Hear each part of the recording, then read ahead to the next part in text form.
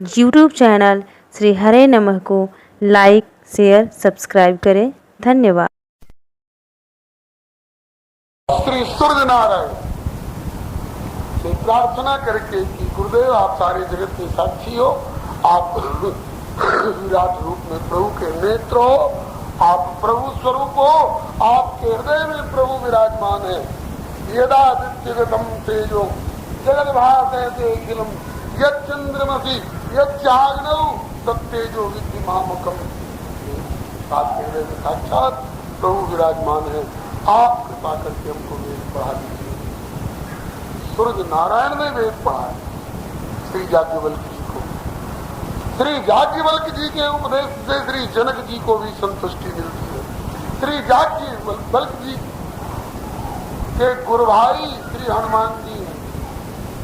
जिन सूर्य नारायण से याज्ञवल्क्य जी ने वेद पढ़ा है, उन्हीं श्री सूर्य नारायण से श्री हनुमान जी ने भी भान सो पढ़न हनुमान गयो भान मन अनुमान सुकेल कियो फेर फारसो पाछले पगन गम गगन मगन मन क्रम को न ब्रह्म कपि बालक बिहार सो। हनुमान बाबू को गोस्वामी जी ने प्रेरित किया है। तुम्हें श्री याज्ञवल्क्य जी कोई साधारण व्यक्ति नहीं है। याज्ञवल्क्य मुनि परम विवेकी, और इनको अपने आश्रम में पा करके और भरद्वाज राखे पद टेक। भरद्वाज जी ने पद टेक करके ये जिज्ञासा की उत्तम विधि है। तद्विधि प्रणिपातेन परिप्रश्नेन सेवया उपदेक्ष्यन्ति ते ज्ञानम ज्ञानिनः तत्वदर्शी। तत्वदर्शी ज्ञानी उत्तम जिज्ञासु मिलते हैं तो उनसे कुछ छिपाते नहीं है, उपदेश कर देते हैं। उत्तम जिज्ञासु है श्री भरद्वाज जी। श्रोता सुमति सुशील शुचि कथारसिक हरिदास तब पाए उमा अति गोप्यमपि सज्जन करहि प्रकाश। तो दोनों जानहि तीन काल निज ज्ञाना करतलगत आमलक समान। दोनों त्रिकालदर्शी हैं। करतलगत आमलक के समान विश्व के सारे रहस्य को जानते हैं, जगत को भी जानते हैं और जगत के अणु परमाणु में रमे हुए जगन्नाथ को भी जानते हैं। ते श्रोता वक्ता समशीला समुदर्शी जानी हरीला। ये कर्म कांड घाट के जिज्ञासु श्रोता और प्रवक्ता है। श्रीमद् भागवत श्री हरे नमः श्री रामचरितमानस में तीनों का संगम है। ये प्रयाग है। प्रयाग में संवाद हुआ है ना याज्ञवल्क्य जी का भरद्वाज जी का। प्रयाग में गंगा भी है ना, प्रयाग में यमुना भी है ना, और प्रयाग में सरस्वती भी है ना। तो यह जल में प्रयाग तो है ही महाराज, दिव्य संतमय प्रयाग भी है। यहाँ याज्ञवल्क्य और भरद्वाज जी के संवाद में राम भगति सुर सरिधारा भक्ति, राम भक्ति की चर्चा हुई। ये गंगा मैया है। और सरस्वती क्या है? बोले ब्रह्म विचार प्रचार, ब्रह्म विचार, ब्रह्म निरूपण, धर्म विधि, वर्ण तत्व विभाग, कहीं भक्ति भगवंत के संचित ज्ञान विराज। ये सरस्वती। आम ब्रह्मास्मि तत्त्वमसि सर्वं खल्विदं ब्रह्म नेनानात् किंचन सोहमस्मृति वृत्ति अखंडा दीक्षिका से परम प्रचंडा। ये सरस्वती है, अंतस्थ लीलाएं। राम भगति जहाँ सुर सरिधारा सरसई ब्रह्म विचार प्रचारा। और जमुना जी बोले विधि निषेध में क्या विधि है, क्या निषेध है, क्या करना चाहिए और क्या करना नहीं चाहिए। यही कर्म कांड घाट है। बोले कि विधि निषेध में कलिमल हरणी, यही कर्म कथा रविनंदनी वर्णी, रविनंदनी सूर्य नंदिनी कलिंदजा, कलिंद तनया श्री यमुना जी, ये कर्म कथा रविनंदनी वर्णी। तो कर्म कथा, ज्ञान कथा और भक्ति कथा, तीनों का जहाँ संगम है वही त्रिवेणी है। यह संत समाज रूपी प्रयाग है। यहाँ कर्मकांड घाट की चर्चा है, ज्ञान कांड की जिज्ञासु भगवती श्री पार्वती और भगवान भोलेनाथ जिज्ञासा का समाधान करने वाले उत्तर प्रदाता आचार्य हैं।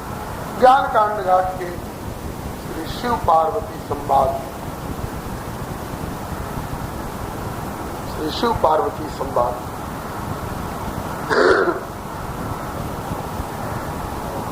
जो गिरिजा प्रति शंभु बखाने, यह ज्ञान कांड घाट। और उपासना कांड घाट के जिज्ञासु हरि सेवक अति निकट निवासी गरुड़ महाज्ञानी गुणराशि, गरुड़ जी जिज्ञासु हैं। और उत्तर प्रदाता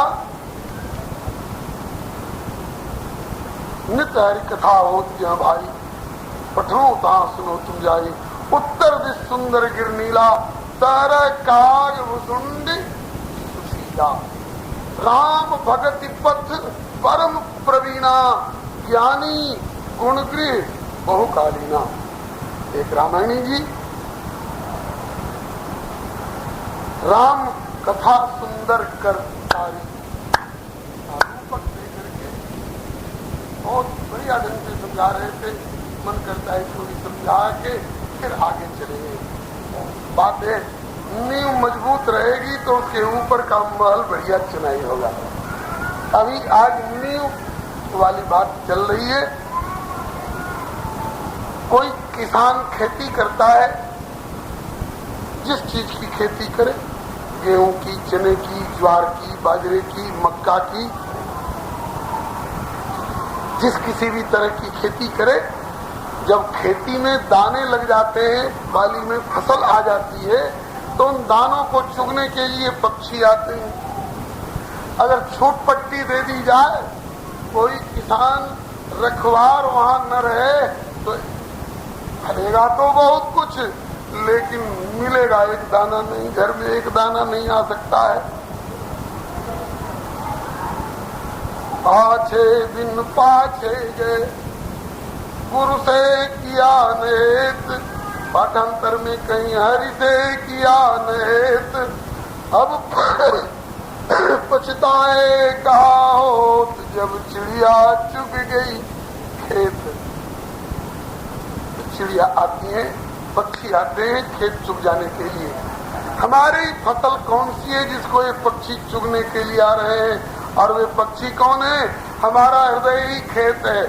और हमारे गुरुदेव ने ही उसमें भक्ति ज्ञान वैराग्य का बीज रोपण किया है। उसमें प्रेम का फल लगने वाला है, दाने बैठने वाले हैं। तब तक संशय रूपी पक्षी आ गए, खेत की फसल चुग करके छूछा कर देने के लिए। संशय रूपी पक्षी, कैसे संशय? भगवान में संशय, उनकी भगवत्ता में संशय, उनकी सत्ता में संशय, उनकी महत्ता में संशय, उनके नाम में संशय, रूप में संशय, लीला में संशय, उनके धाम में संशय, उनकी महिमा में संशय, उनके गुणों में संशय। तो ये संशय जानते हैं क्या करते हैं?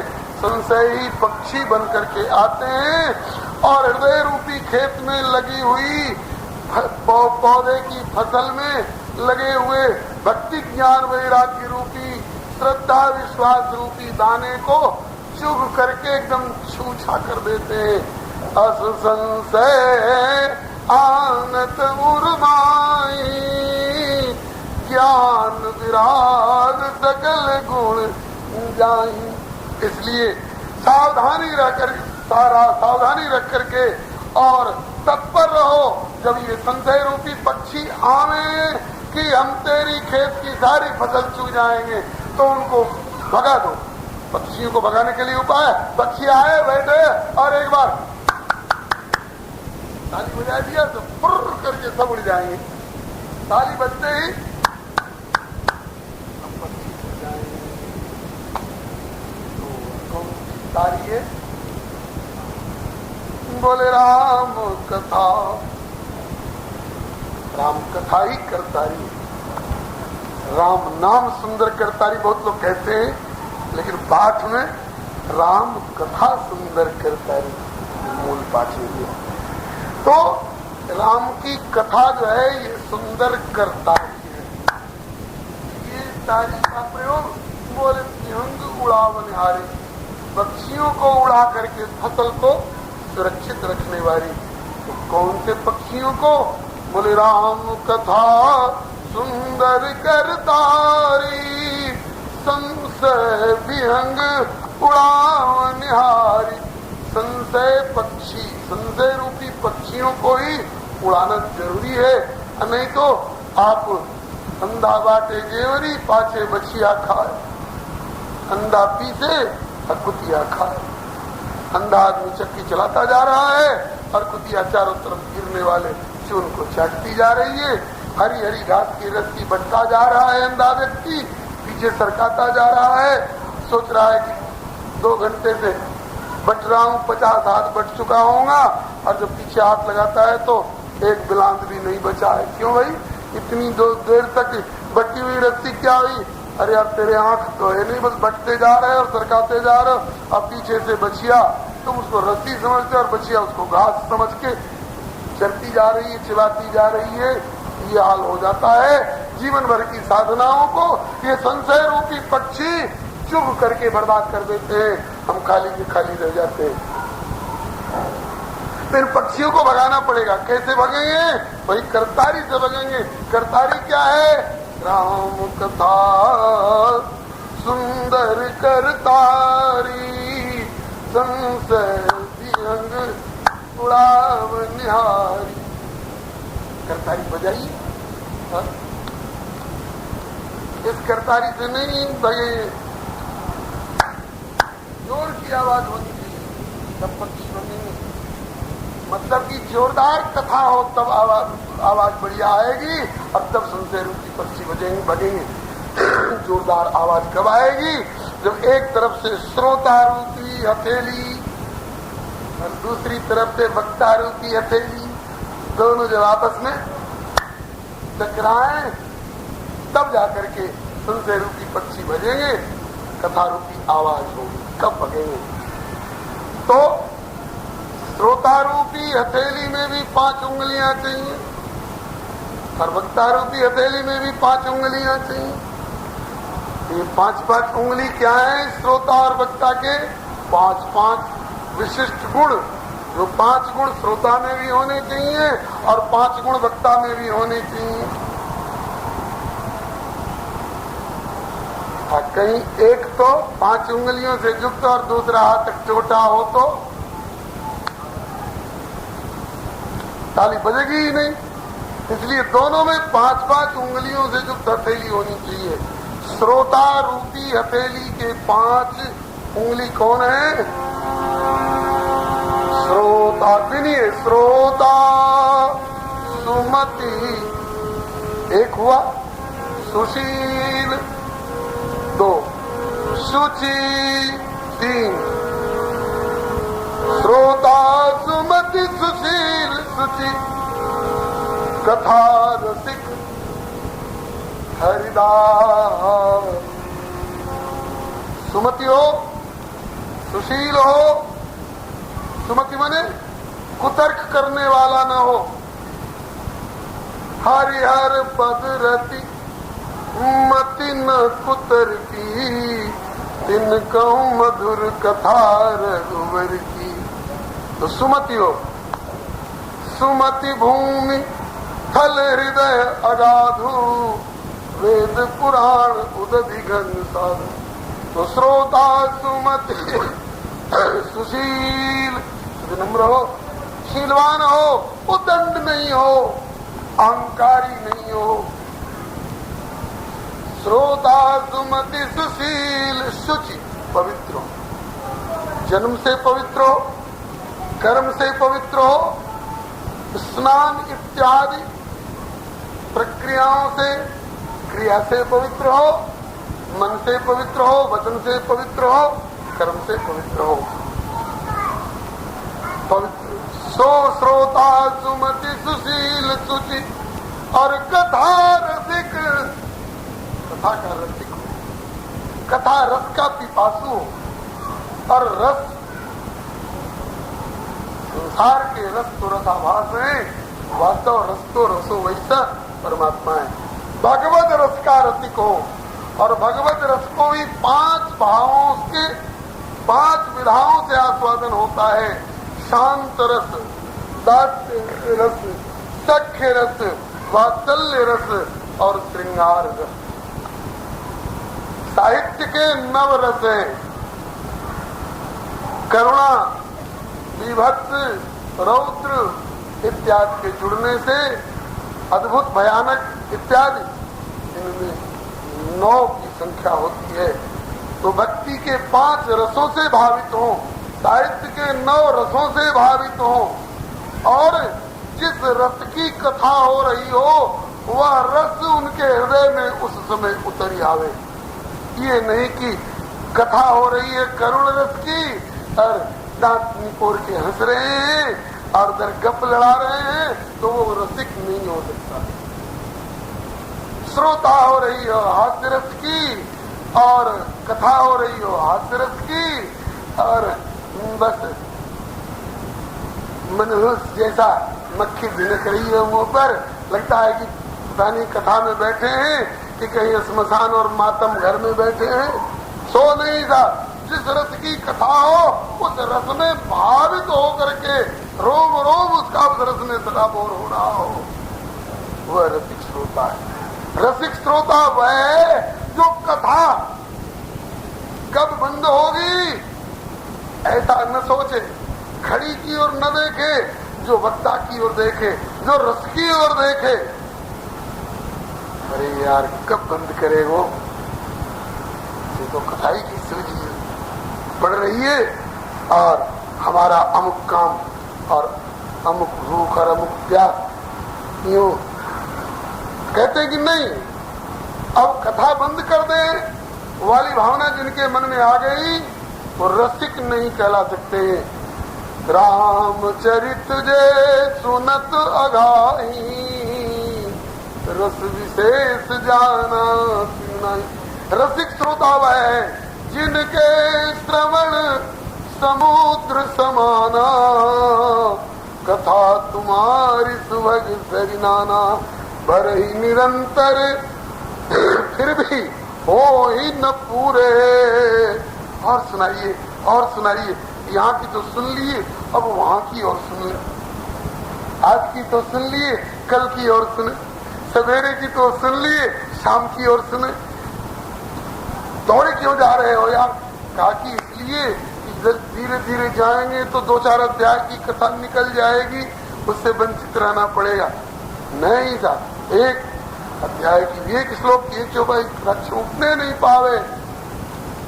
नहीं तो बोले कि रामचरित जे सुनत अघाई, रस विशेष जाना तिन नहीं। तो श्रोता के 5 उंगलियों से युक्त शैली की व्याख्या हो रही थी। श्रोता सुमति सुशील सुचि कथा रसिक,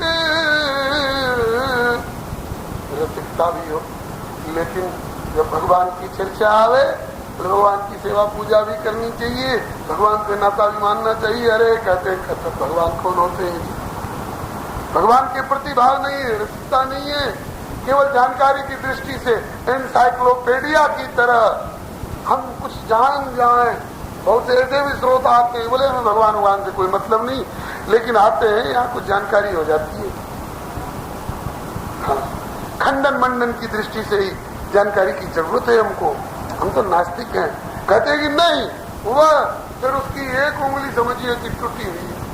ये सब कुछ होते हुए भी एक उंगली उसकी टूटी हुई है, वो टूटा।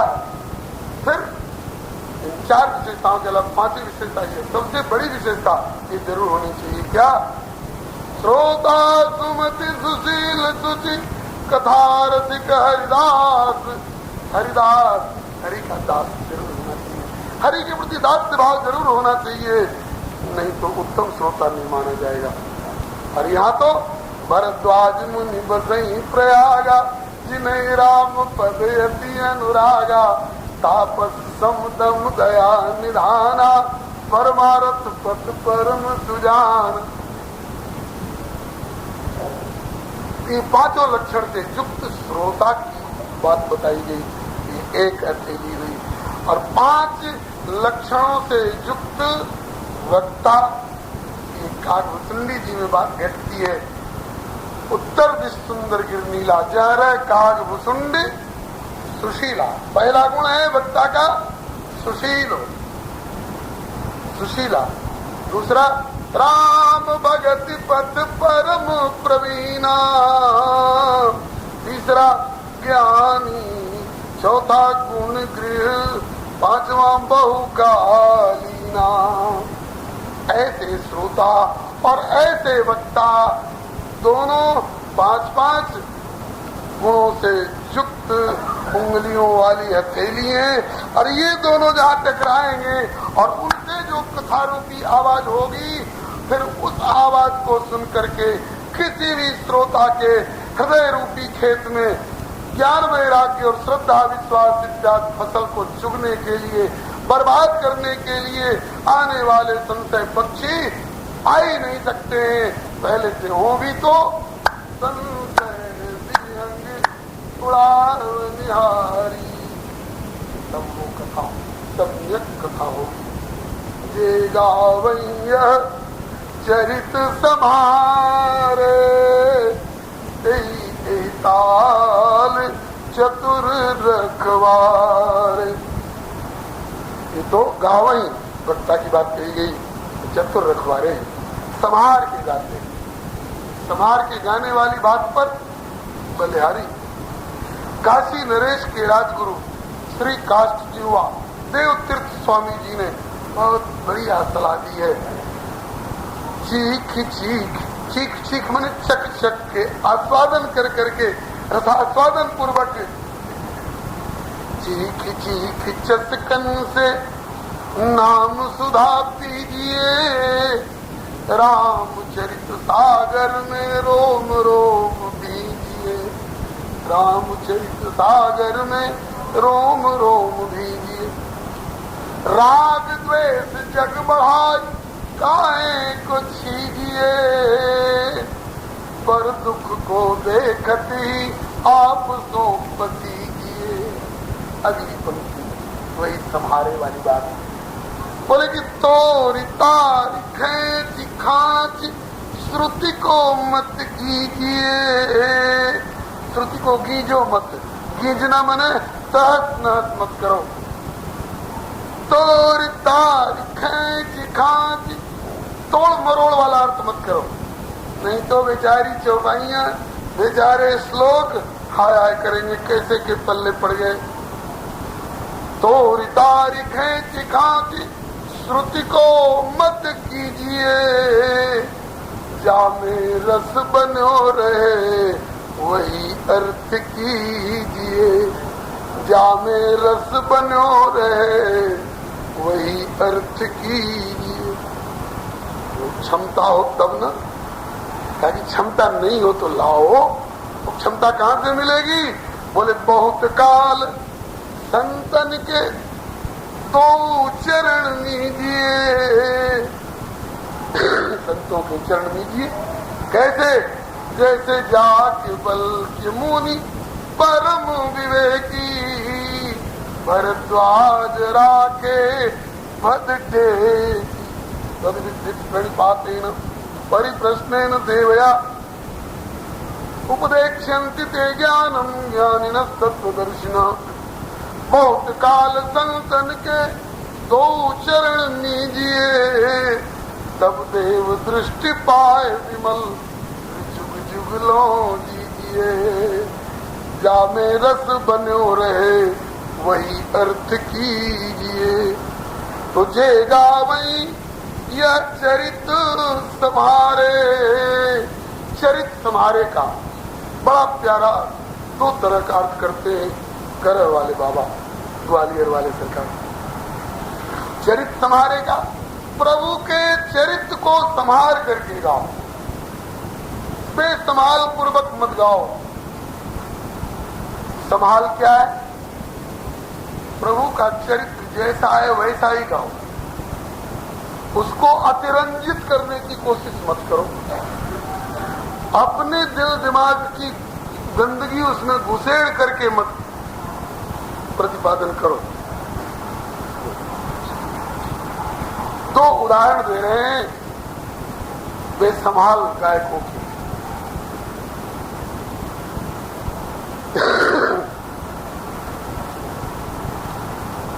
एक ने कहा, पूछा मुनि शिला प्रभु देखी, विश्वामित्र जी के साथ जनकपुर की ओर जाते हुए श्री राम और लक्ष्मण में से राम ने पूछा, ये पत्थर कैसा है, ये शिला कैसी पड़ी है? पूछा मुनि शिला प्रभु देखी, सकल कथा मुनि कही विषय की। मुनि ने सारी कथा सुनाई, है तो गौतम की नारी, लेकिन श्राप बस ऐसा कुकर्म कर बैठी थी कि पतिता, परित्यक्ता, शापिता, तापिता, उपेक्षिता पड़ी है। गौतम नारी श्राप बस उपल दे, दरिदीर चरण कमल रज चाहती, कृपा करो रघुवीर। यह राम ने सुना की है, मुनि की पत्नी की गलती करी थी, साप लगा था, पतिता, परित्यक्ता, उपेक्षिता, तो सर्वदा है, और एक लात मारी और उद्धार हो गया। एक लात मारी राम जी ने अहल्या को, नहीं, ये संभाल कर गाना नहीं हुआ। हम अपनी कान से सुनी हुई कथा को बता रहे हैं। एक प्रवक्ता ने कहा था कि एक लात मारा राम ने, किस आधार पर? लग जाएगी जो तेरे चरणों की एक ठोकर, तो पापों का सख्त पुतला पल भर में चूर होगा। ठीक है, उसका तो कल्याण हो जाएगा, लेकिन YouTube चैनल श्री हरे नमः को लाइक, शेयर, सब्सक्राइब करें। धन्यवाद। जिस समय महर्षि विश्वामित्र परिचय दे रहे हैं, उस समय श्री राम बड़े गौर से सुन रहे हैं।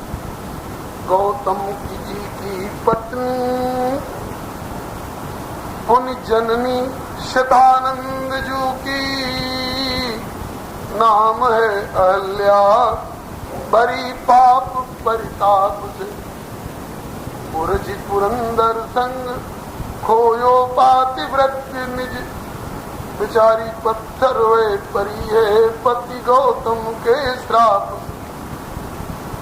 त्यागे पति पुत्र खग मृग जीव जंतु आदि, आश्रम उदार वो स्वभाव अपने आप से, चाहती सुधार दार धीरज उदार राम, करिए उद्धार पदरज के प्रताप से। रघुनाथ जी क्या कहते हैं? अपनी दिशों में भले पतिता परित्यक्ता नाथ, किंतु मेरे लिए मुनि पत्नी परम आदरणीय है। चरण छुआऊं कैसे, क्षत्रिय राजकुमारों, चरण छुआऊं कैसे अतिशय संकोच होत, इन्हीं की पदरज मेरे सिर पे धरणी है। आप ऋषि पत्नी है, भले पत्थर हो गई है तो क्या, प्रतिमा भी है तो ऋषि पत्नी की प्रतिमा है। मैं चरण से कैसे छूं, ताकि लाल जी इसके बिना बेचारी का कल्याण नहीं। महर्षि गौतम वचन दे गए हैं। अच्छा, ताकि अगर थोड़ा दोष तब होता जब आप तिरस्कार की भावना से इसको ठोकर मारते, इसके कल्याण की भावना से थोड़ी सी रज आपके चरण की पड़ जाए तो इसका कल्याण हो जाए। महर्षि गौतम का वचन भी सत्य हो जाएगा। और अगर फिर भी संकोच लग रहा हो तो मुझ तो गुरु मानते हो ना रामभद्र? हाँ गुरुदेव, काज में गुरु के आज्ञा दे रहा हूं, मेरी आज्ञा का पालन करो लाल, इस बेचारी का कल्याण हो जाएगा। तब श्री राम जी ने चरण छुआए, लेकिन चरण छुआने के बाद भी उसका तो कल्याण हो गया, किंतु रघुनाथ जी जिन्हें पत्रिका में गोस्वामी ने लिखा, शिला ताप संताप विगत भई पर तत् पावन पाओ, दई सुगति तो नहरी हर्ष जी, बल्कि चरण छुए को पछताओ। और उनका कल्याण हो गया, ये तो अच्छा हुआ, वो सदगति पा गई, ये तो अच्छा हुआ। लेकिन हाँ, इतिहास बनेगा, लोग क्या कहेंगे? क्षत्रिय कुल में जन्म लेकर एक राजकुमार राम ने एक ऋषि पत्नी की प्रतिमा को चरण से क्यों छुआ? नाथ इस बात की अभी भी ग्लानि है। थोड़ा दोष अगर लगा हो तो देखो, रामभद्र सामने गंगा जी आ रही है, गंगा जी तो सब दोष को बहा ले जाती है। जिनके चरण से निकली गंगा और वे जब गंगा नहाए तब हरसी चले, इसके पहले चले राम लक्ष्मण। ये संहार वाली कथा है, इसलिए जे गावई यह चरित समारे, ते ताल चतुर रखवारे। चतुर रखवारे वे जो घाट पर बाढ़ की उड़ करके आकर के पड़ी हुई गंदगी को न टिकने दें, घाट को गंदा न होने दें, बाहर करके धो करके पोंछ करके साफ हो। तो ये चारों के चारों चतुर रखवारे हैं, याज्ञवल्क्य जी भी, शंकर जी भी, कागभूषणी जी भी, और चौथे घाट के प्रवक्ता श्री गोस्वामी तुलसीदास जी भी। जे गावई यह चरित सम्हारे, ये ताल चतुर रखवारे। और ये तो हुए वक्ता, और श्रोता सदा सुनई सादर नर नारी, ते सुरवर मानस अधिकारी। इसके अधिकारी श्रोता हैं, श्रोता अधिकारी हैं और वक्ता रखवारे हैं। रखवारे को चौकीदार कहा जाता है और अधिकारी को जमींदार कहा जाता है, मालिक कहा जाता है। एक रामायणी की बात बता रहे थे, हमको बड़ी बात प्यारी लगी, भले उन्होंने विनोद में कहा था, आप लोग जमीन पर बैठे हैं, हम चौकी पर बैठे हैं, इसलिए आप लोगों का दर्जा कोई कम हो गया वाली बात नहीं है, आप लोगों का दर्जा बहुत ऊंचा है। कैसे? आप जमीन पर बैठे हैं इसलिए आप जमींदार हैं, और हम लोग चौकी पर बैठे हैं इसलिए हम लोग चौकीदार हैं। तो चौकीदार बड़ा कि जमींदार बड़ा? आप तराजू उठाइए, एक पर भारी सामान हो और एक पलड़े पर हल्का हो, तो कौन नीचे रहेगा कौन ऊपर रहेगा? बोले कि कबीर नवे तो आपको, पर को नवे न को, गाल तराजू तो लिए जो नवे तो भारी। और जो पलड़ा नीचे रहता है ज्यादा वजनदार माना जाता है, और जो पलड़ा ऊपर टंगा हुआ होता है वो हल्का माना जाता है। तो हम लोग हल्के पलड़े हैं, ऊपर हो गए हैं, चौकी पर बैठ करके चौकीदारी कर रहे हैं, और आप लोग नीचे बैठे हैं, वजनदार हैं, जमीन पर बैठे हैं, आप लोग जमींदार हैं, आप लोग मानव के अधिकारी हैं, हम लोग तो चौकीदार हैं। अच्छा, आइए फिर अपने पहले वाले रूपक के ऊपर। श्री रामचरितमानस को मान सरोवर का रूपक दिया गया है। मान सरोवर में 4 घाट हैं, कर्म कांड घाट, ज्ञान कांड घाट, उपासना कांड घाट और दैन्य दीनता कांड घाट। कर्म कांड घाट के प्रवक्ता हैं श्री याज्ञवल्क्य जी और जिज्ञासु श्रोता हैं श्री भरद्वाज जी। ज्ञान कांड घाट की जिज्ञासु हैं भगवती पार्वती और प्रवक्ता आचार्य हैं भगवान शंकर। उपासना कांड के जिज्ञासु हैं हरि सेवक अति निकट निवासी गरुड़ महाज्ञानी गुण राशि। और प्रवक्ता है ज्ञानी गुणगिरी बहुकालीना राम भगति पथ परम प्रवीणा उत्तर दिश सुंदर गिर नीला जय काग सुशीला। तो उपासना कांड के प्रवक्ता है और दीनता कांड असमर्थता घाट वाले घाट के प्रवक्ता है गोस्वामी तुलसीदास जी। और इनके श्रोता हम कलियुगी जीव लोग हैं। हम लोग गोस्वामी जी के घाट पर बैठ करके और इसका आस्वादन करते हैं। और चारों घाट पर एक ही प्रश्न किया गया है, राम कवन प्रभु पूछूं तो ही कौन राम। यह भी एक बड़ा अजीब प्रश्न है, आए दिन हम लोगों के सामने भी आता रहता है। पता नहीं कितना अजर अमर प्रश्न है ये। सतयुग से चलता चलता, त्रेता द्वापर से चलता चलता इस कलयुग तक चल रहा है। बार बार ये प्रश्न आता है, क्या करते हो? भजन करते हैं। भजन की क्या जरूरत है? बोले कि बिन पानी भोजन बिना ये उदर मचावे क्रांति, ऐसे ही बिना भजन सत्संग के मिले न मन को शांति। ये आत्मा की खुराक है, भजन जरूरी है। जैसे शरीर के लिए भोजन जरूरी है, वैसे आत्मा के लिए भजन सत्संग कथा कीर्तन जरूरी है। ये आध्यात्मिक खुराक है। किसका भजन करते हो? श्री राम का भजन करते हैं। कौन राम का भजन करते? राम भी 10-20 होते हैं क्या? ताकि एक ही राम जानते हैं। राम भी 10-20 होते हैं क्या? आगे ये भी पता नहीं कितने राम होते हैं। किसी ने व्याख्या दिया राम राम का, राम राम रटने लगे। सुनो राम कितने होते हैं। एक राम दशरथ गढ़ डोले, एक राम घट घट में बोले, एक राम का सकल पधारा और एक राम सभी से न्यारा। ऐसी बात बहुत से लोग लेकर के आते हैं कमजोर कोमल हृदय वाले साधकों को बहकाने के लिए। अगर दशरथ नंदन श्री राम का भजन कर रहे हो, अगर अयोध्या वाले श्री राम जी का भजन कर रहे हैं और उनका नाम ले रहे हैं और राम जन्मभूमि की चर्चा कर रहे हो, तो कहते हैं अरे यार तुम भी कहाँ पड़े हुए हो, दशरथ के बेटा राम, दशरथ के बेटा राम। ये कोई भगवान है? कौन भगवान है? एक राम दशरथ का बेटा, एक राम घट घट में लेटा, एक राम का सकल पसारा और एक राम सभी से न्यारा।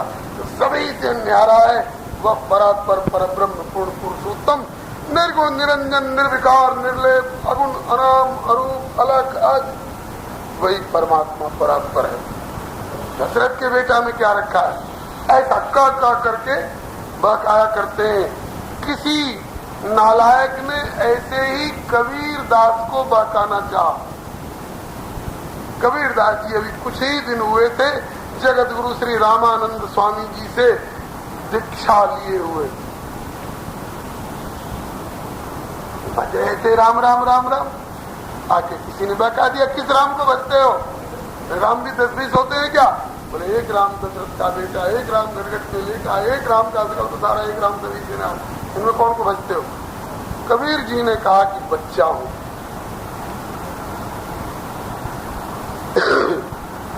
इसलिए हो सकता है तुम मुझे बहकाने की कोशिश में सफल हो जाओ, लेकिन ऐसे बहकने वाला नहीं हूं।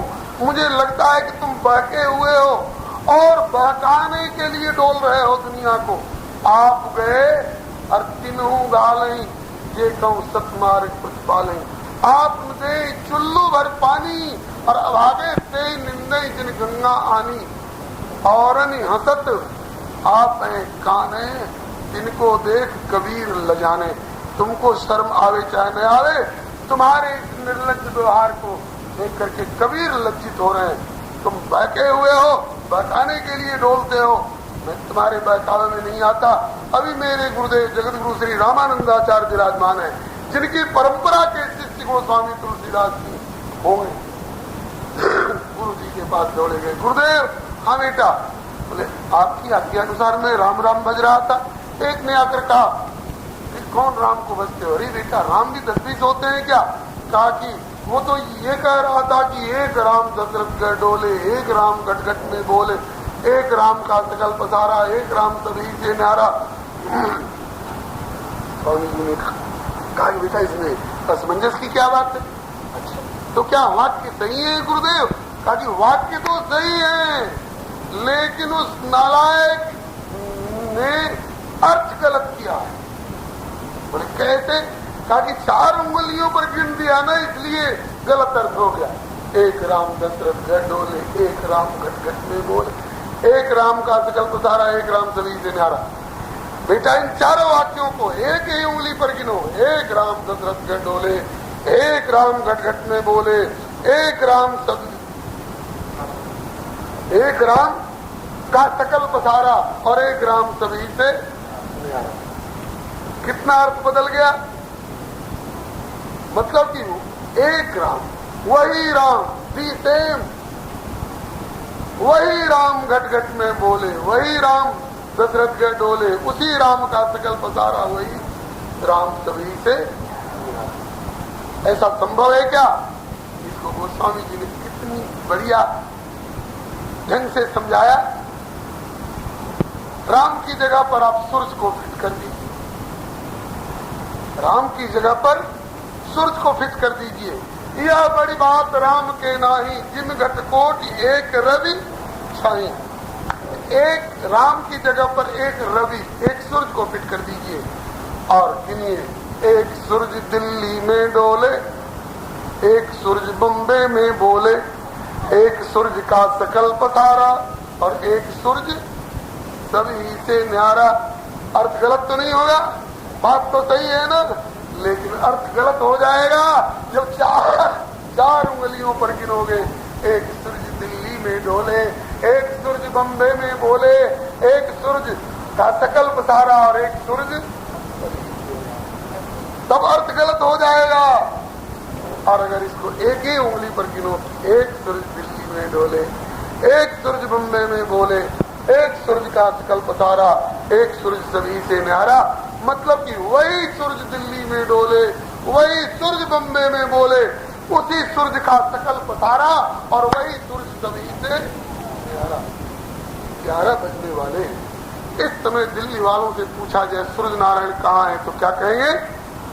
ठीक दिल्ली के सामने। इसी समय ट्रंक कॉल करके जरा कलकत्ता वालों से पूछिए, पश्चिमी बंगाल वालों से, इस समय सूरज कहाँ है, तो वे लोग क्या कहेंगे? ठीक कलकत्ता के सामने है।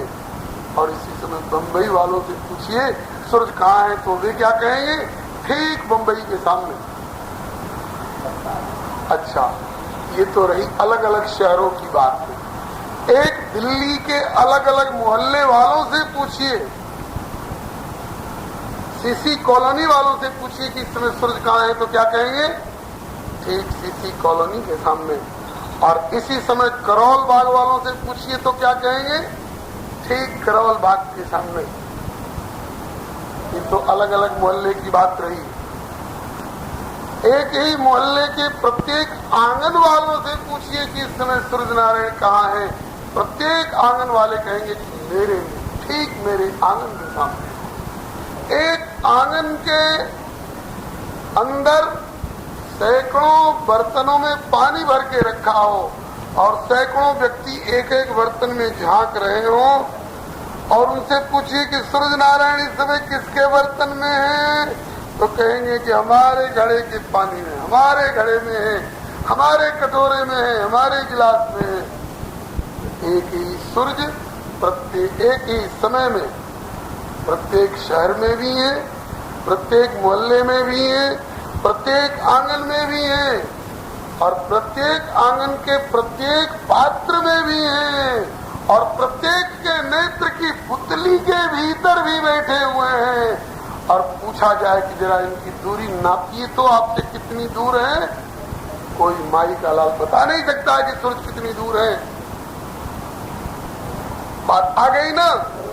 एक सूरज दिल्ली में डोले, एक सूरज बम्बे में बोले, एक सूरज का सकल पसारा, एक सूरज सभी से न्यारा। ऐसे ही वही राम दशरथ घर डोले, वही राम घट घट में बोले, और उसी राम का ये सकल पधारा, और वही राम सभी से न्यारा। वह कहता है, बोले बिनु पग चलई, बिना पैर के भी उसको चलना आता है। सुनई बिनु काना, कर बिनु कर्म करई विधि नाना। आनंद रहित सकल रस भोगी, बिनु वाणी वक्ता बड़ जोगी। तन बिनु परत नयन बिनु देखा,